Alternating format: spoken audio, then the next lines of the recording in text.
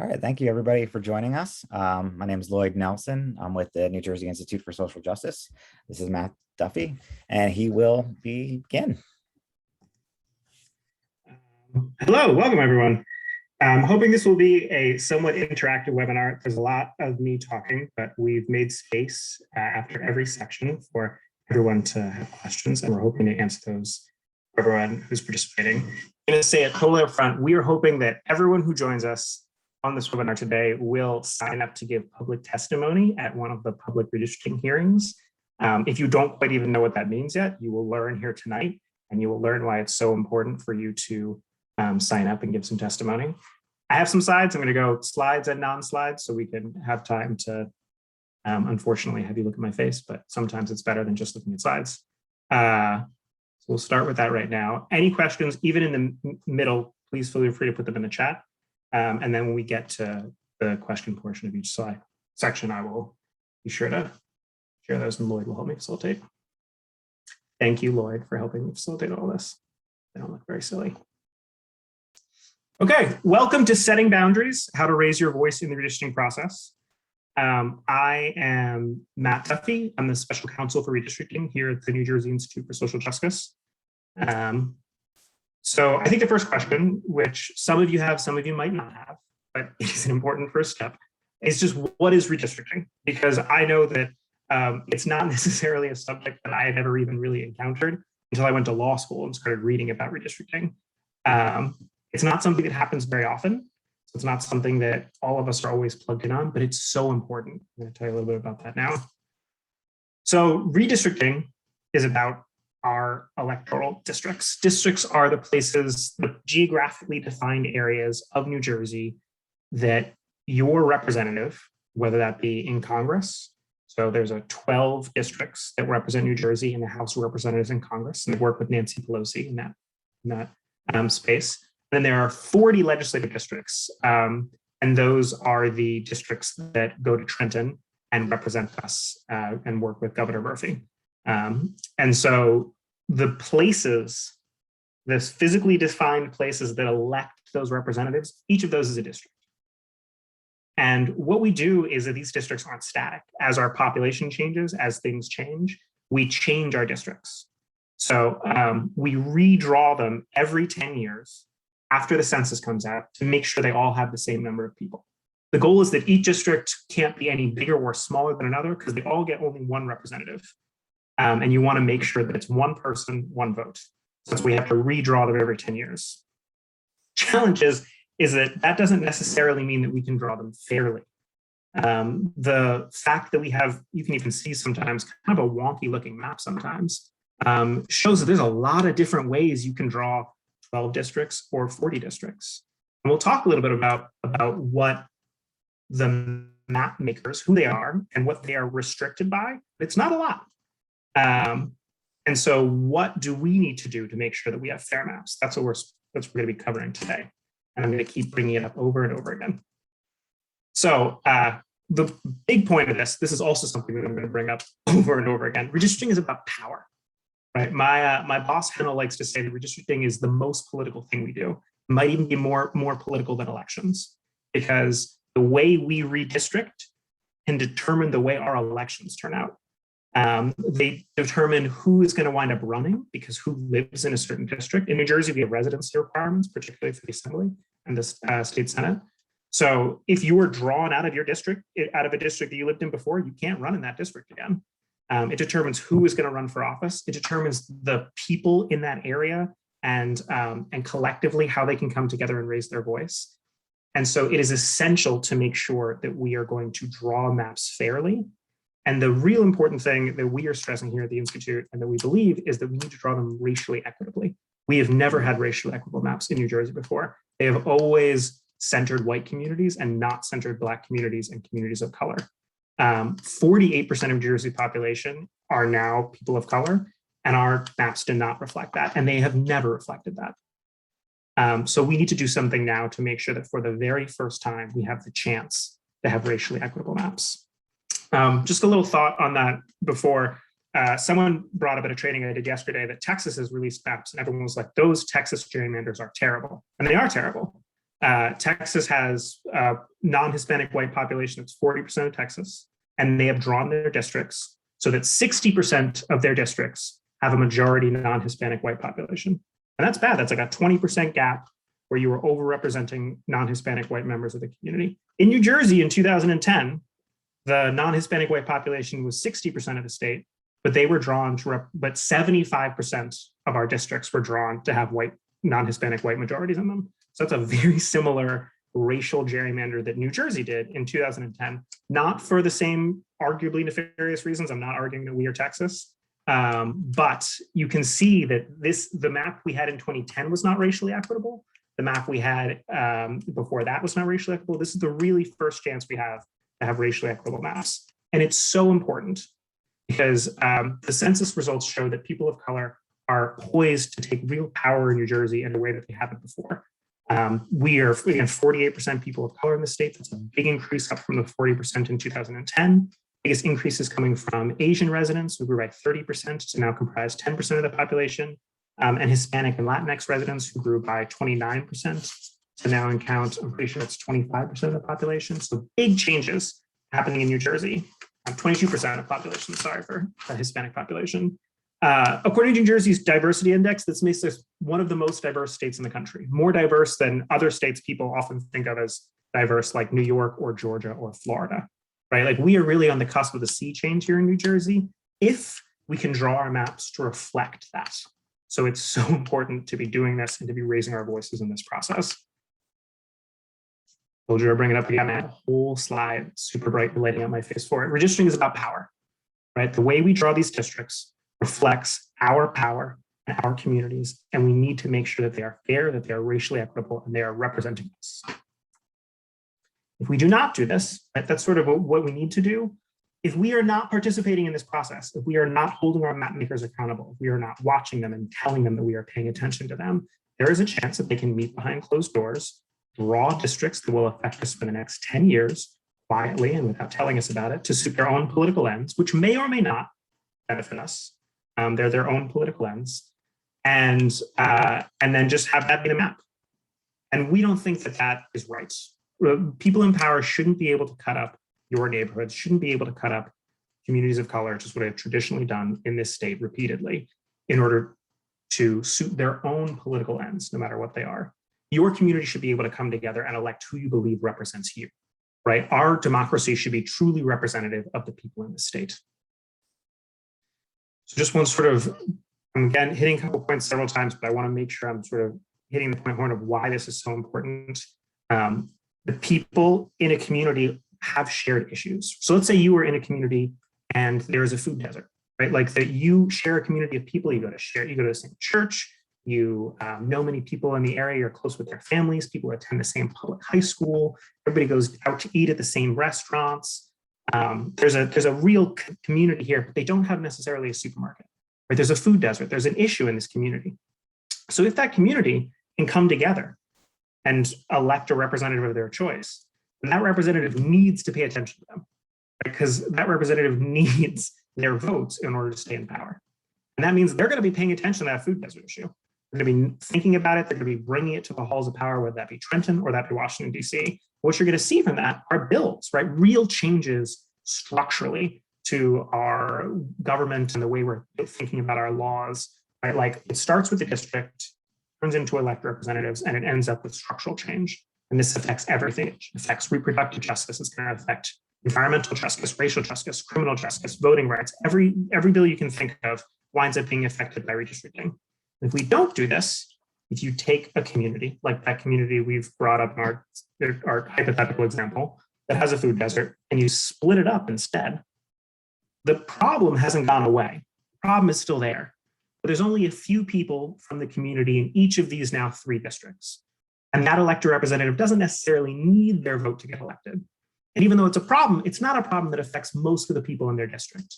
So they might not be as focused on it. So you can see the problems are not going away. What we've lost is the genuine representation of that community. And what we've lost is the ability to turn that representation into powerful solutions to fix structural problems. So this is the quickest section. I definitely want to pause first because this is just what redistricting is. See if anyone has any questions.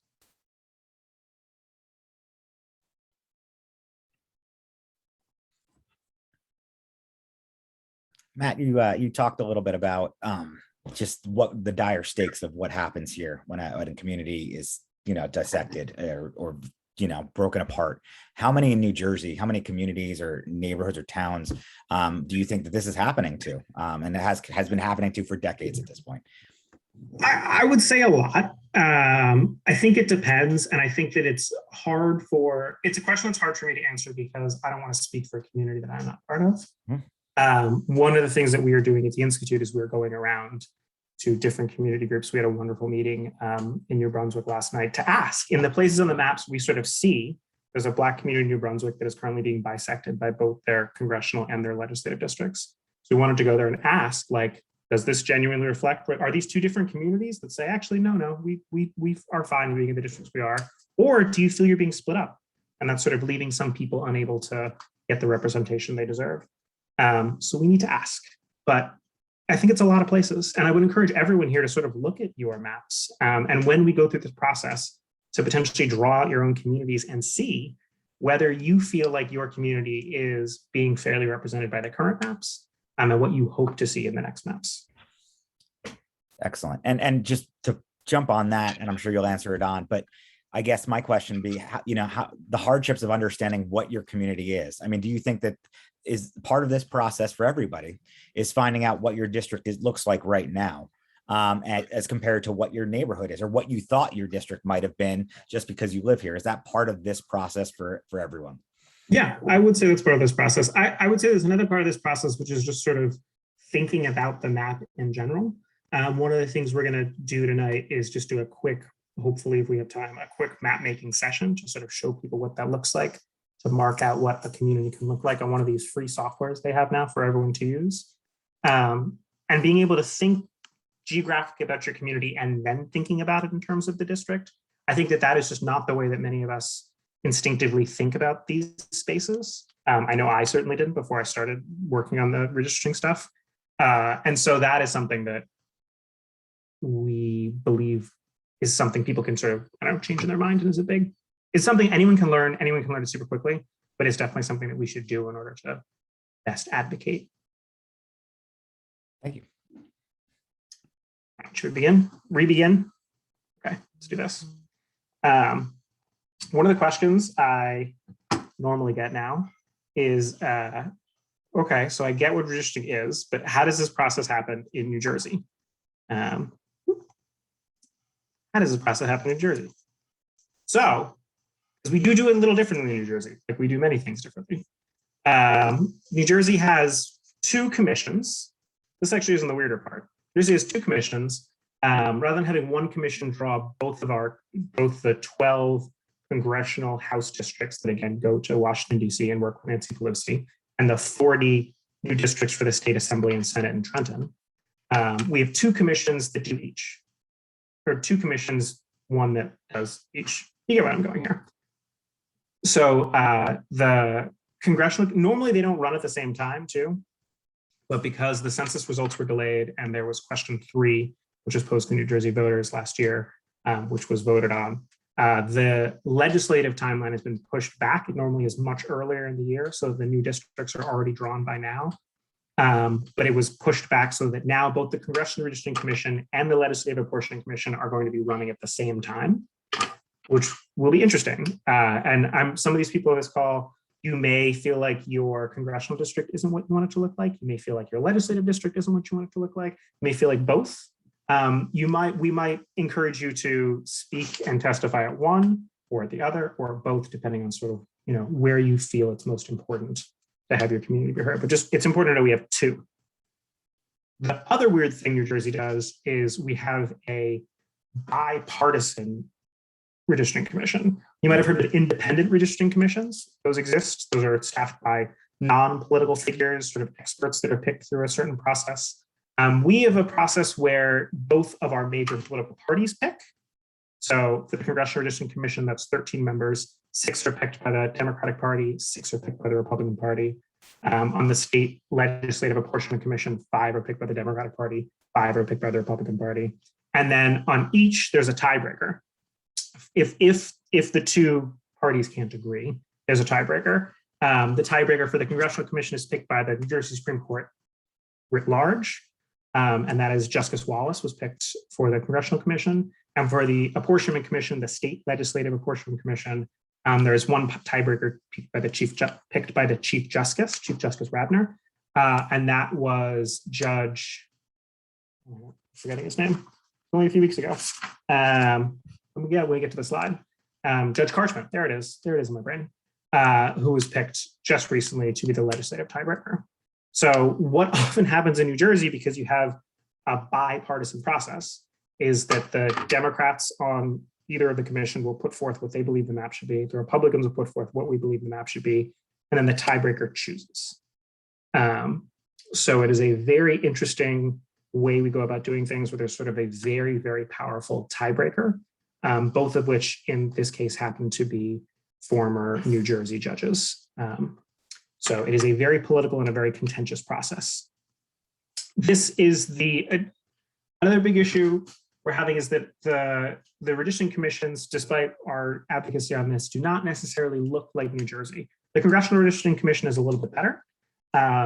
Justice Wallace is the first ever non-white man picked as that incredibly powerful tiebreaker position. And there are some more people of color on the Congressional Redistricting Commission, and there have more than there have been in the past. Here you can see all of the members. I'm not going to go through them all, but I can if people would like to know who they are. But again, the mix of Democratic picks and Republican picks, and then Justice Wallace in the lower left there is the tiebreaker. And then the Legislative Apportionment Commission, which is much worse when it comes to representation in New Jersey. Again, we are a state which is 48% people of color. There are 2 people of color on this commission, and the tiebreaker is once again a white man. It has never not been a white man on the Legislative Apportionment Commission.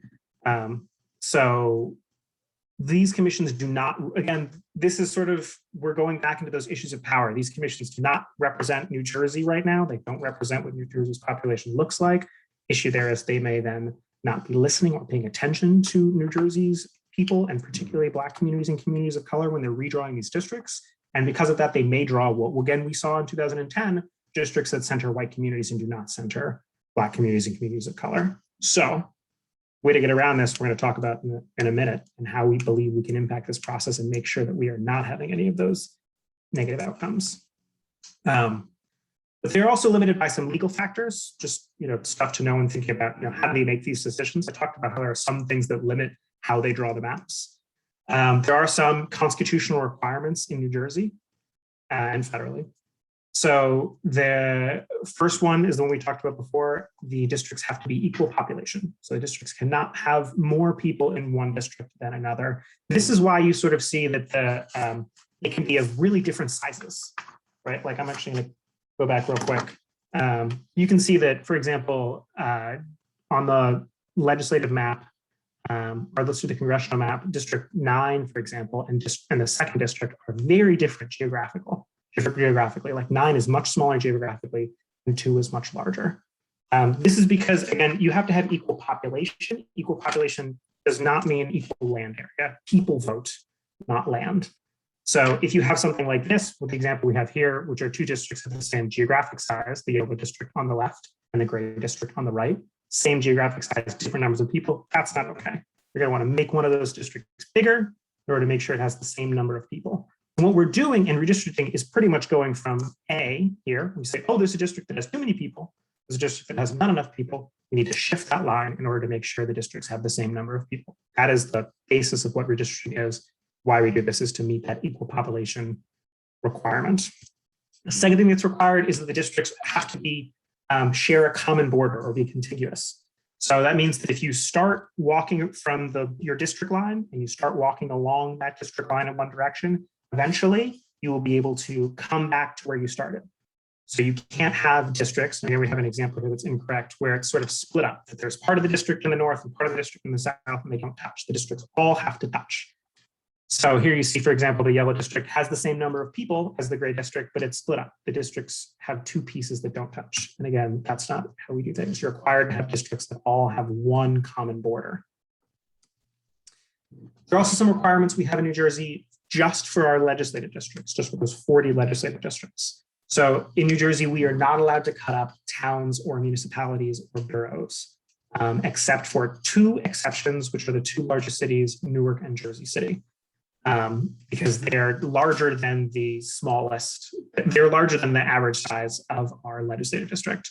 So this, again, is an example of what you can't do. You've cut up two municipalities there. You have to draw the districts in a way that keep municipalities intact. That does limit map makers on the legislative side. And then also the goal, this is sort of more of a standard than a rule, is you're supposed to have districts be compact. So the definition of compact is that the people in the district live relatively close together. They're not spread out super geographically. So again, here we have an example of two districts, same number of people, but they're sort of stretched out. And the ideal, according to the Jersey Constitution, is that you would keep them more together. So you have the districts be compact. So those are our New Jersey legislative factors that limit map makers. We also, of course, have the Voting Rights Act. Our federal Voting Rights Act is still in place when it comes to redistricting, which is wonderful. So the Federal Voting Rights Act ensures that districts that can have a historically marginalized minority group elect a representative of their choosing can do so. So we have two of those districts right now in New Jersey already. We have a majority Black district and a majority Hispanic district that is required under the Voting Rights Act. We will see this year if we will have more, because again, we've seen a big growth in terms of people of color. And the districts cannot harm voters based on their race or ethnicity. So again, that is more of a standard than a rule. And clearly states like Texas are going to be sued because many people believe that what they are doing violates that. But according to the Voting Rights Act, you should not be harming voters based on their race or ethnicity. And there are finally factors which matter, which people are really thinking about and talking about a lot now, but are not legally required anywhere.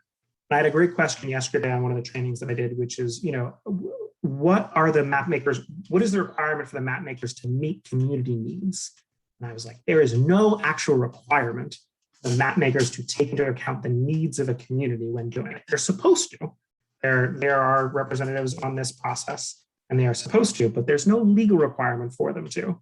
So there are still things that we are paying attention to and which we have heard mentioned by the two tiebreakers, which we think is great. So the first one, and the one we're going to be focusing on the most today, is something called communities of interest, which is really just your community. And keeping a community of interest together. That's what we've been talking about this whole time. The example of the food desert, the community in the food desert, that's a community of interest, right? They don't necessarily map perfectly onto towns or municipal boundaries. They are people and places and connections and social lives and history and activism. It's a community of interest. It's really hard for them to see that on a map, but it is something that we can tell them. And it's something that we know that both of these super powerful tiebreakers have raised as something that they care about, is maintaining communities of interest. And the second one is partisan fairness. So when people think a lot about gerrymandering, people think a lot about partisan fairness because you have a lot of states that are not New Jersey that have done this very, very badly. This is an example from Ohio where 48% of the votes went to the Democrats and 52% of the vote went to the Republicans, and the Democrats got 25% and the Republicans got 75%. So the districts were drawn to maximize Republican power in Ohio. We are a 501c3. We are not taking a stance on any of those sort of partisan issues. Also, our goal here is to draw racially equitable maps. And I personally believe that you can draw our current congressional map is 10 Democrats and 2 Republicans. You can draw a 10-2 Democrat Republican map that is racially equitable, that takes into account communities of interest, that respects the diversity of New Jersey, and you can draw one that is not racially equitable. Our goal is to make sure that we're going to have the racially equitable version. And then afterwards, we definitely do want to look to make sure that this is fair in a partisan way. But we believe that should not be a limiting factor. You can draw a partisan, fair map that is racially equitable. And that is our goal, is to be racially equitable about this. And then we can look afterwards and see if there's any issues with partisan fairness. Matt, before you get too far, I just want to jump in as a question related back to the different rules, legislative and congressional. Someone asked that, do these rules apply congressional and legislative redistricting? I know a town like Montclair that they're in 2 congressional districts. So I know you said legislatively can't break up towns, except for in the instance of the Newark and Jersey City, given the population. What about when we're talking about congressionally? Congressionally, you can break up towns, which is, I mean, the reason Montclair is broken up is because congressionally you are allowed to break up towns. The requirements for that are just for the New Jersey legislature, not for the congressional districts. I don't really know why. Yes, so that's why you see more often towns broken up congressionally than you do legislatively. Thank you. Yeah. The biggest thing that I put, and we're almost at the end here, the biggest thing that I would sort of stress to people is that this is a process about power that has traditionally disenfranchised Black communities and communities of color, that only comes up once every 10 years and we will have to sit with for the next 10 years. And we really only have 6 months to make an impact on this. There's a possibility of like litigation and other things down the line, but the real chance we have is now. Someone again asked yesterday, like, what are our options once the map has been drawn? And there are options, right? Like Congress could pass a new law requiring different requirements. Like there's one that was just filibustered today in the House of Representatives or in the Senate.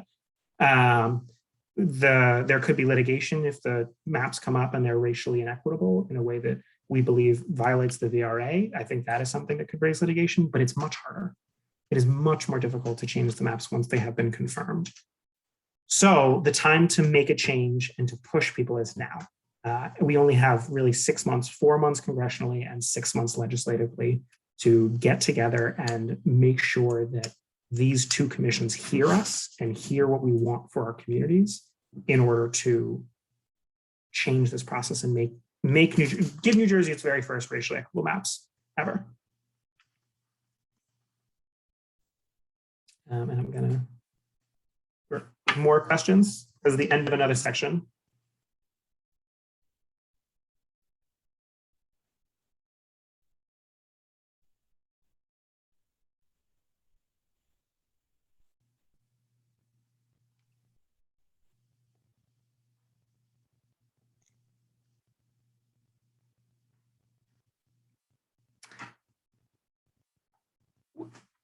There we go.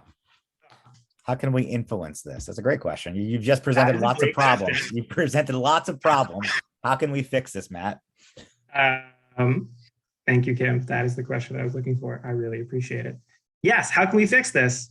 That is the question. I've been stressing its importance, but and that we must act now, but I'm going to tell you how to actually do it.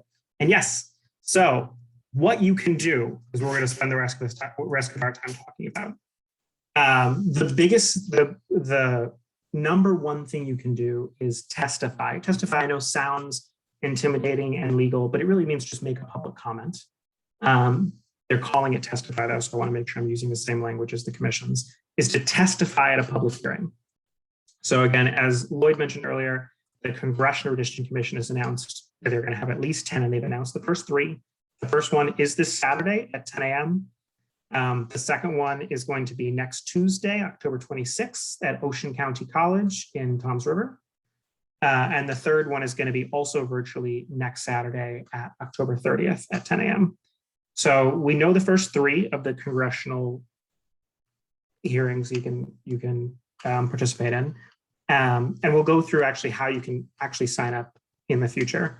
But I'm going to beg my own question here, but what would you say? You know, people are like, this feels like something that this isn't I can't call easily and say I support this bill or don't support this bill. This feels like something that it might be more difficult. And it's actually, it might be slightly more difficult than you support or don't support a bill, but it is something you are already prepared to do, because what will make the most impact is just you talking about your community. And another question I get sort of related to that is, will it even matter?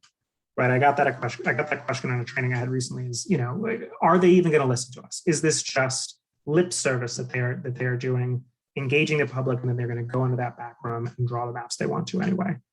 And there's actually, we have some real data on this. There was a study done in the last redistricting cycle that said that public comments that were made, 44% of them were wound up being adopted into final maps. That sounds like potentially it's low, but when you come to people who talk just about their communities, some people gave public comment and talked broadly about principles. Those are sort of harder to say if they got adopted. But some people showed up and talked about their community. They said, this is where I live. This is the need that I have in my community's needs. These are what the assets we have, the things we have. These are the problems that we have. These are the things we lack. And it's really important for us to be represented as a community together. And those comments, 71% of those comments were incorporated into final maps. So this really is a way for us to change the way these maps are drawn. And there's really good data that says that commissioners, when they hear people saying, this is my community, I would like you to represent us fairly, they listen. So, yes. So what is a community of interest? What this is called like a community of interest testimony. I'm trying not to get jargony, but I also want people to somewhat know the jargon in case you hear it in other spaces. A community of interest testimony is just testifying about your community. Too often, this is specifically what the communities of interest that have been cut up have particularly been Black and communities of color. Like that is, when it comes to which communities of interest have been diminished, that has clearly been the case in New Jersey and around the country. And we are also worried about that now. We talked about there's only 2 people of color on the Apportionment Commission, right? And neither of the commissions necessarily look like what New Jersey looks like. We're not totally sure, just based on sort of their makeup, that they're really paying attention or plugged into the communities that have been historically disenfranchised in the past. But you do. You know your community. You know what is important to you. You know the issues that you have. And so you are the expert here to talk about that. And you are already prepared to give that sort of testimony. But we are still going to spend the time making sure you feel totally prepared, walking through step by step what you would need to do. One of the ways to think about this is part of this is just describing your community. So how would you describe your community to a friend who wanted to move there? If you wanted to tell them not just the broad strokes, but the real details to like convince them that this was a place that they wanted to live. What are those things that you would tell someone? Telling them about the school, telling them about the hospital, telling them about the restaurant that you see all your friends at, telling them about the park down the streets that has wonderful community events, telling them about the festivals that you have in your town, or telling them about the other issues, saying like, we don't have great mass transit here. And that is something we're struggling with. We drive really far to reach the hospital, and that's something we're struggling with. We don't have a grocery store in our community, and that's something we're struggling with. These are stories you already tell every day. You are the experts on the lived experiences of your community. So we're going to do a little activity now. These are some of the questions that we would encourage people to think about when thinking about their community. We've been doing these as community trainings. We go, again, we did one in New Brunswick, for example, last night. We go with communities and we do this together with people as a group. I'm going to do sort of a sample one based loosely, not on anyone's testimony, but on some people we talked to in Morristown last week. Just give me a minute as I pull up the free software. There's a lot of free softwares out there. When it comes to doing this type of testimony, there's 2 that I think I would recommend. One is Representable, which is the most simple, but still good for drawing your own community. And I would encourage everyone, if you wanted to give a testimony, give this a shot. And we're going to show you how to do it right now. But give this a shot and try it out. Just it's relatively easy, it's relatively simple, and it's something that everyone can do. And it will really help you think through what you might want to say to the commission. Matt, this is since it's been 10 years since we've done this and we're doing this again. I mean, the technology now I imagine is even better. Like for the first time ever, it's easier to do things that we never could have done. Like, what did you do 10 years prior? What did you do 10 years prior to that to do this process? Yeah, I remember hearing from one of the commissioners that 10 years prior, they were still doing like poster boards and markers. Like, and this is the actual people who were drawing the maps. They were in that hotel room with a big map of New Jersey, and they were just like drawing and erasing and drawing and erasing. So in the last 10 years, there have been, I'm going to share my screen again. Okay. In the last 10 years, there have been just this incredible wealth of these free, democratically accessible softwares for everyone to be able to do and be able to draw their communities. We're going with Representable because they're the simplest and they're the ones most focused on communities of interest. So you would just start. So this part turns into a bit of a technical training. We'll try to move through pretty quick. Start by hitting Get Started. You're going to then scroll down to Add My Community. You're going to select New Jersey, unless someone here is from another state, which you could do another state, but we are going to do New Jersey. You're going to scroll down again and hit start mapping. And if you want to read what they have put, it's nothing you didn't just hear from me. They're going to say, tell us about yourself. You can or you can't. It really is up to you, depending on how you want to do this. I'm going to do Mr. Fake Name from 123 Fake Street, Fakeville, New Jersey. Very important. And we're actually going to do the Mars Canary, so I'm going to do 07960. So this is helpful, but this is more we were talking about before. Your community of interest can be a lot of things, right? It can be something as small as your block. If you really feel like that is your community of interest is pretty small and tight knit. It can be something as large as, if you are part of a faith community that's like much larger. It can be even broader than that. It can be sort of the Black community in the broader Newark area. It depends on what you feel is your community. And again, when we do these trainings in a specific community, it's always very interesting to see people sort of get into where they feel the barriers were. We had a very, very big debate last night. People were pretty solid about where the southern and northern and eastern boundaries were for their community in New Brunswick. But there was a very big debate over how far west the boundary went or not into Franklin. They also then ask you to do one of these things. You don't have to. I'm going to put test in one of these boxes. If you would like to use this as a space to think through your story beforehand to get to the mapping, feel free to, or not. You have to put something down somewhere, the test in a box, and then click next. Name the community. Community. And then next. So, I'm originally from Morristown, which is one of the reasons also that I've chosen that space. And then we had one of our trainings with people in Morristown recently. And it was talking to people who are part of the Black community in Morristown, and they were discussing sort of where they believe the community space is there. This, by the way, just to start off, is what Representable looks like. It starts off with these moderate size blocks. These are called census blocks.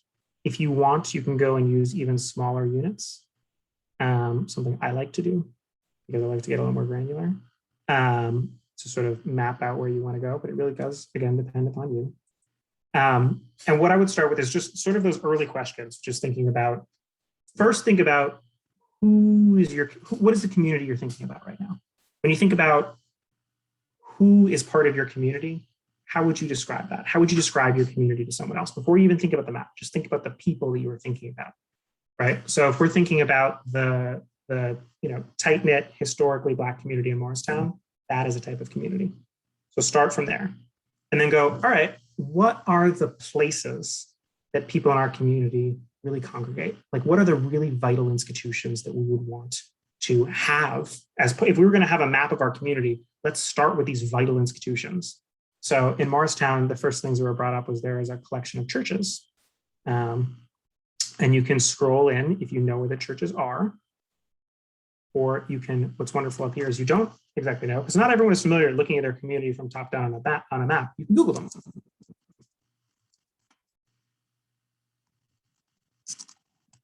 If I Google Calvary Baptist Church Morristown, it's going to bring me straight here. And I'm going to mark that off. There's a number of churches that people talked about in that community that were sort of centers of people's social and religious lives in that space. But also mark off where you live.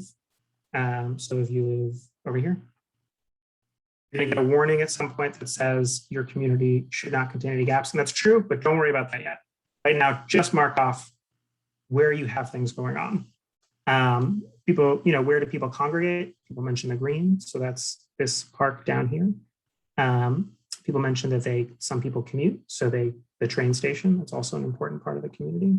Asked where do people go shopping? People talked about the ShopRite, which was up here on Hanover Avenue. Talked about where do people go and get medical care? Where are babies born? People talked about the hospital, which is down here. All of these questions, I know I'm going through them relatively quickly. We have all of these questions on the slides, and we're also finalizing a worksheet that will have all of these questions on them so people can think through when they're doing this, what to do and how to mark it off.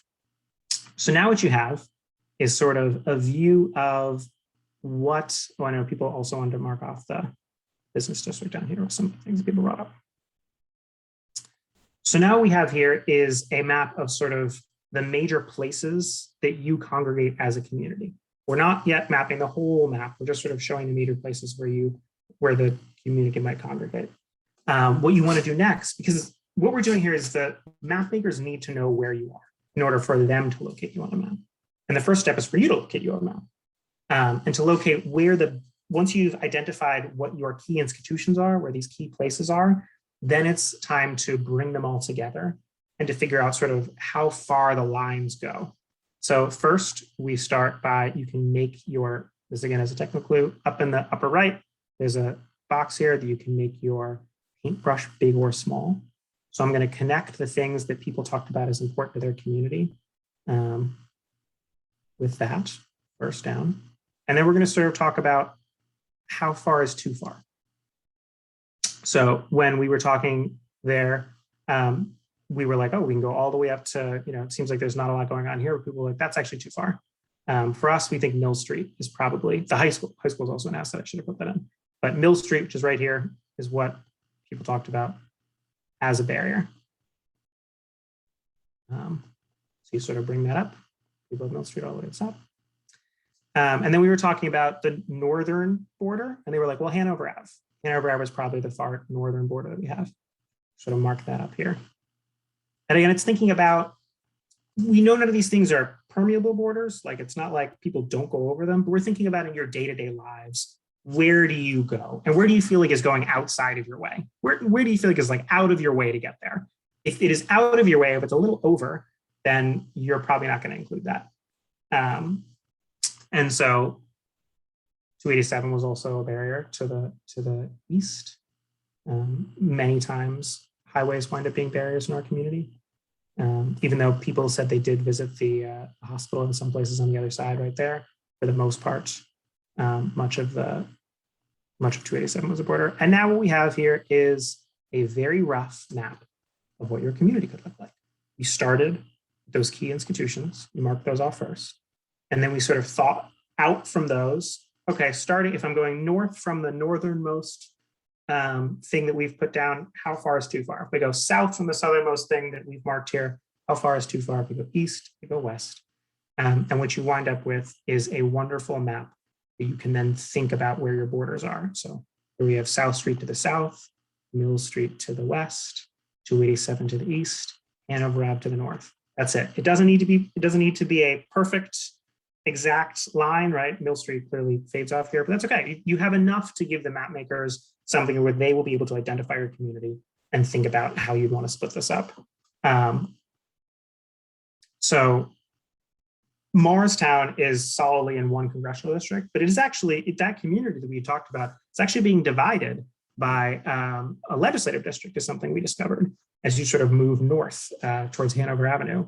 And so is that something that community would want to bring up and talk about with people at one of these districts? Yes, this would be something you'd want to bring up and say, hey, right now my community is being divided legislatively, right? I'm in a district with a bunch of rural people to the west that I don't really feel like represent me. I think I would prefer to be part of a district that was more moving towards like South Orange and other communities where I have relationships and where I believe there are more people like me. And I want to be more part of that and feel represented as part of a group of people who are doing that. So that is just the first step in how you can give testimony. I feel like I should have had a question pause here. Anyone have any questions about the technical aspects?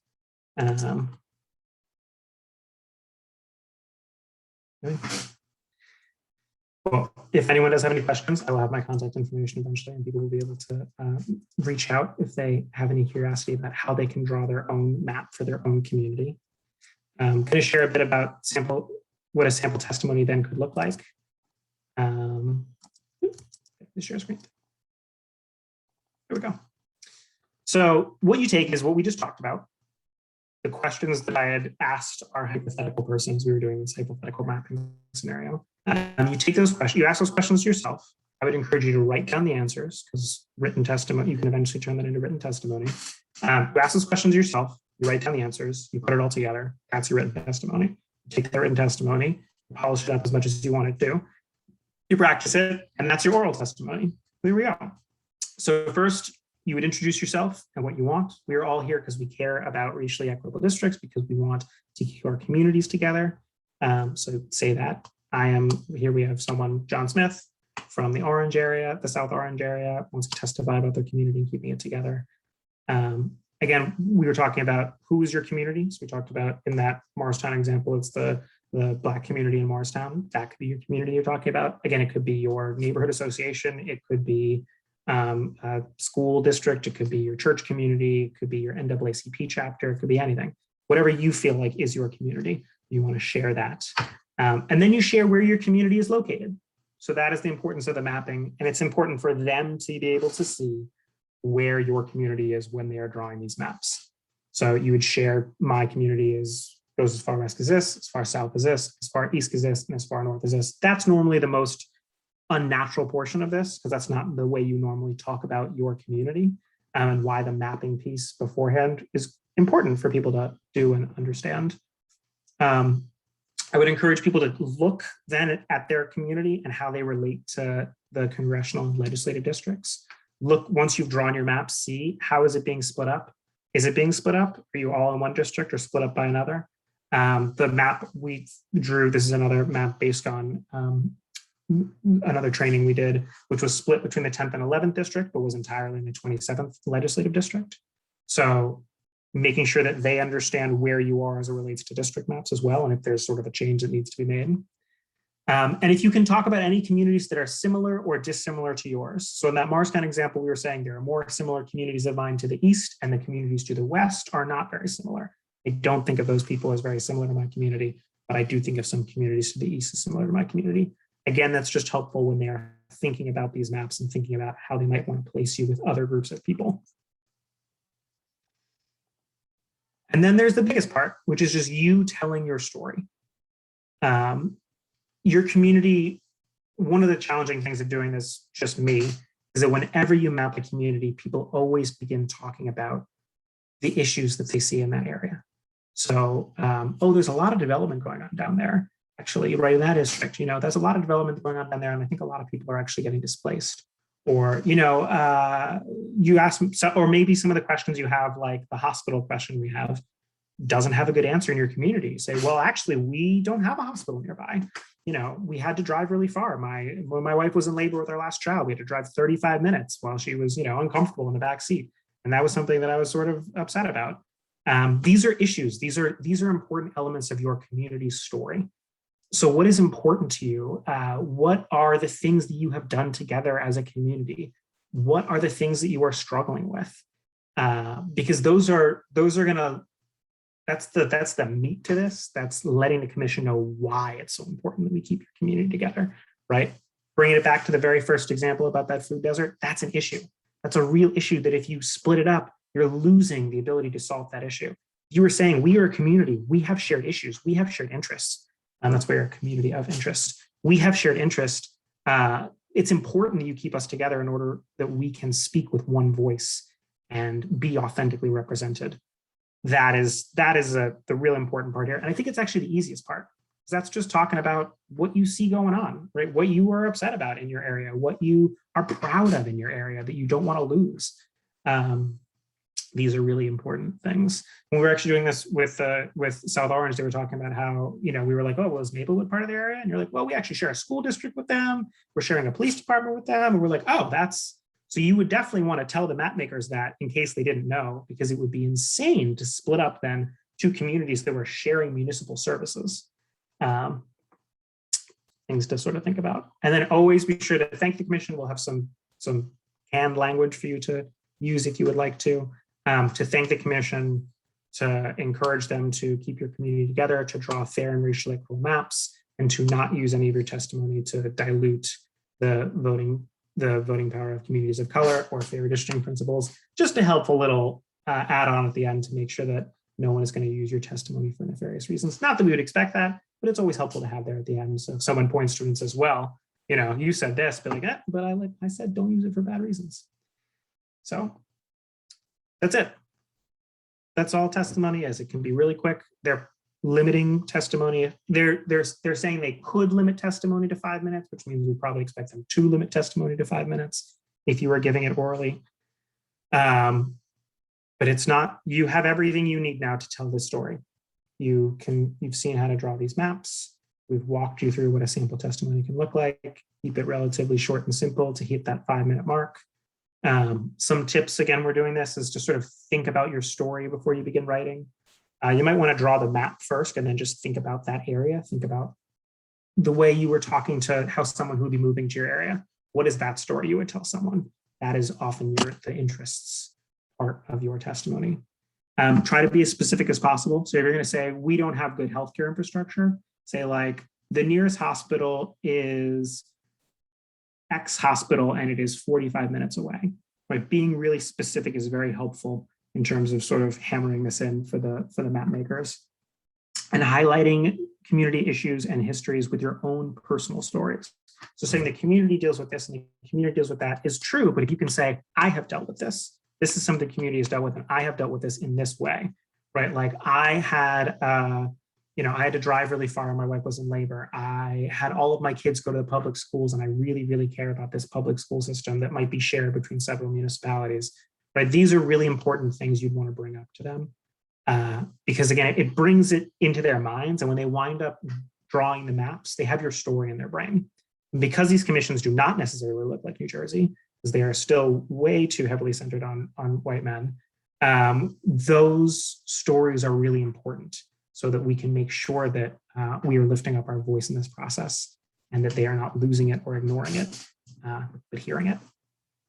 And finally, practice. A recommendation for any of these things, particularly if you're nervous, just do it in front of a mirror. I did it like 50 times for my wedding vows to make sure I wouldn't cry.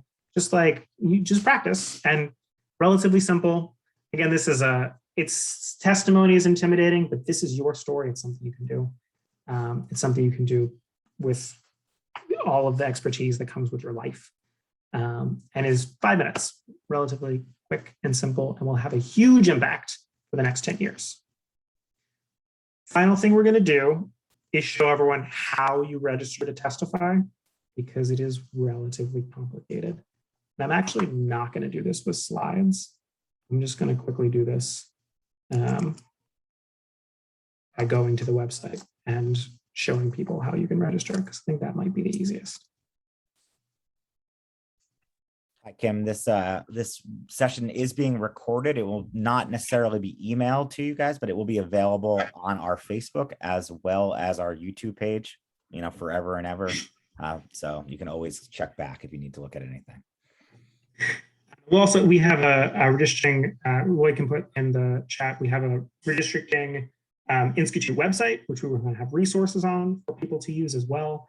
And we'll be linking to all of the important public meetings and announcements and things like that. So that's something we have available for everyone. This is the New Jersey Legislature website. It looks like it was not updated since 2005. So if you feel like you're on the Wayback Machine, you're there. You're going to want to go here. Lloyd, I'm sure also will be able to share that URL in the chat. And it is also on the presentation. So you're going to go down. We know that you're going to have to look up beforehand when these hearings are. So there is a hearing, for example, on the 23rd. There is a New Jersey Redistricting Commission hearing. You click the date that you know the hearing is, the one you want to testify at. And then there will be a link above that you can click on. Just see if the 26th went good also. So for the 26th, this is for the one that is in person. Click the 26th and you click on this. For the 23rd, that'll be the virtual one. Click on this. And then again, you go to this link here. It will bring you to a new page, this sort of simple page. And you will click registration form up at the top, underlined and in bold. And then it will bring you to a sign up page where you must put your first name, your last name, your email address, your phone number. Other thing you need to put, it says bill number and name of nominee. There is none. You just put an X there. And then, do you want to testify? We hope you do want to testify. Click I want to testify, hit submit. The Office of Legislative Services will send you an email letting you know any further details. Yes, there is lots and lots of detail here on the web page, the Institute's. redistricting webpage. So please check that out. And we will be updating it with further resources and further updates and everything that you could ever want. Yeah, anything you need about redistricting, we have it at our website. It's in the chat. I added it. We have all the dates. We'll be updating them. We just updated it with the Ocean Community College. So yeah, we'll keep going. So that's a good one-stop shop. If you need to forget it, we'll always have it there. Matt, I have a question. How many people often in this process have given testimony? Is this a very are people heavily involved in this process, or? We haven't had any hearings yet, so far no one has been. Historically, no. Historically, there haven't been many opportunities to testify in the past, and this was not something that, to my knowledge, had a lot of people turn out last time. Certainly, people turned out from community organizations like the Institute and from other places. I was not here 10 years ago, so I don't quite remember. But my understanding from people who were here is that it was not as heavily participated in by communities. But since then, there has been a real interest in this redistricting process and what it means, because people have seen over the last 10 years the way it can go wrong in other states. And again, my view is that it has not ever gone right in New Jersey, but I recognize it has not ever gone as wrong as you see in some of the other states around the country. Can they refuse your testimony? They absolutely cannot. Nope, they can't refuse your testimony. Your testimony goes on the record. Your testimony can be used as evidence in later litigation. They have to hear it. And it's one of the other reasons that this testimony can be so powerful. There's a story in Virginia from 2010 where the New Virginia Majority, which is an advocacy group focused on people of color in Virginia, they went and gave testimony. They drew maps. As an institution, they drew their own maps as well. And they submitted their maps and they submitted testimony from their community to the Virginia Redistricting Commission, which didn't reject it, but didn't adopt any of their recommendations. So they can't refuse your testimony. They have to hear it. They don't necessarily have to incorporate into those maps, but it goes on the record as something that they have listened to and considered. And then in Virginia, for example, they were sued for their maps being racially discriminatory. And the New Virginia Majority's testimony wound up being critical in litigation because they had said, well, we didn't know we were being racially discriminatory. And the courts were able to say, yes, you did. The New Virginia Majority told you. It is on the record. They made a public testimony about this. And they showed you the way that it could be done differently. They showed you the community didn't need to be cut up. They told you about these sort of things. So we can't promise they will adopt your testimony in the final maps, but they absolutely cannot refuse it. And it will stay on the record as something that binds them in one way or the other.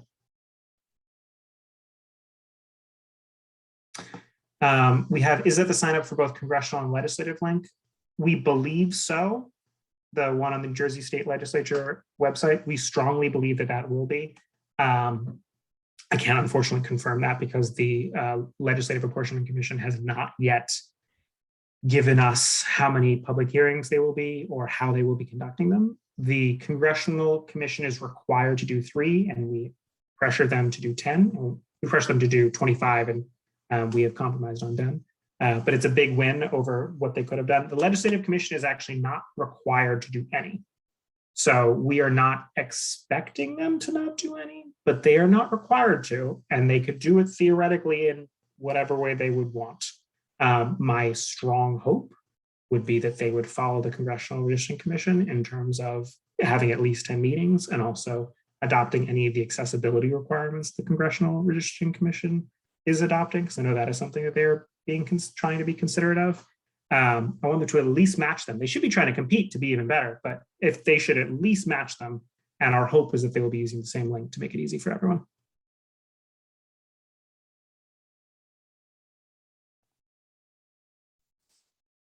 We are actually at the end of my, I only had one slide left, and it's a slide you've seen before.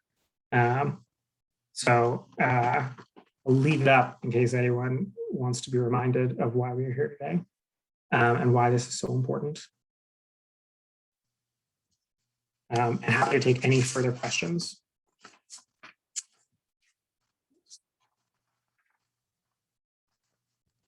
Actually, I'm gonna leave up this slide instead because I want people to.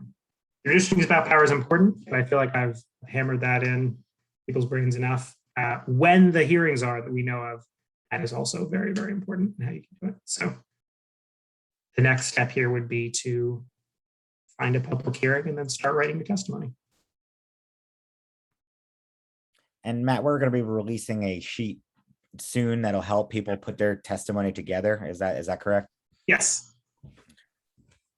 And that will be live on our site, on that website I gave you, njisj.org/redistricting-nj. Yeah, and we're going to hopefully develop even more resources as this goes on, and we find out what people need, and we're going to try to be responsive to what will help get people up there in front of the commission and talking about their communities.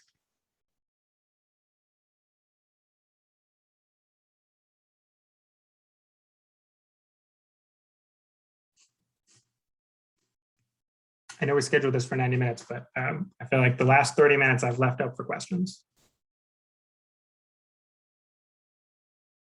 Oh, you're on mute. Yeah, no. If anybody has any questions, please put them in the chat. Otherwise, I expect everyone's going to attend the virtual meeting this Saturday at 10 o'clock. You only have until Friday to sign up. I believe it's Friday at 2. So please, if you do want to attend the Saturday virtual meeting, it would be wonderful if you did. You have the link to sign up. You can easily write a 5-minute testimony between now and then. But just know that you have to sign up at least 24 hours in advance. Maybe a little bit less, but by Friday, definitely. You can do it tomorrow, that'd be great. And Matt, they'll be hosting other in-person meetings all across the state, right? That was part of the idea, was to, kind of spread out the locations. Right now it's Toms River. Yes. Okay. We don't have a commitment from that either. Yes, you can also email justice at njisj.org if you have any questions later or you start working on maps. Again, if there's anyone who would like to testify, I will personally help you out the best I can, particularly if you want to testify at those first few meetings. So we know that a lot of people here are also engaged in other election activities. We're very respectful of that. We have early voting for the first time in New Jersey. It's incredibly exciting. We have an election coming up, but we would love to have turnout for these first 3 meetings because we asked for 10, and we know it's right before the elections, so we have a hard time to have the first ones. But we would love for people to show up and show the commission that the public is engaged with this. But if you can't make it also, that's okay. There will be 7 more meetings, and we will let you know what they are.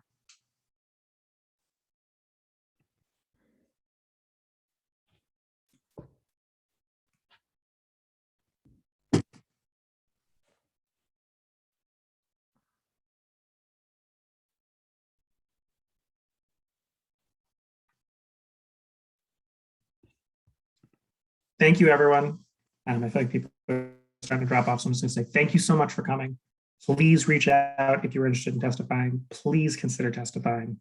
It is so important. We are going to be living with these maps for the next 10 years, and we have a real opportunity here to influence the process in a way we never have before. So if you can get engaged, it's a real small thing with just a huge impact, and we would really encourage everyone to do it, and we will help you out if you need our help. Thank you, Matt. Thank you, everybody. Have a good night.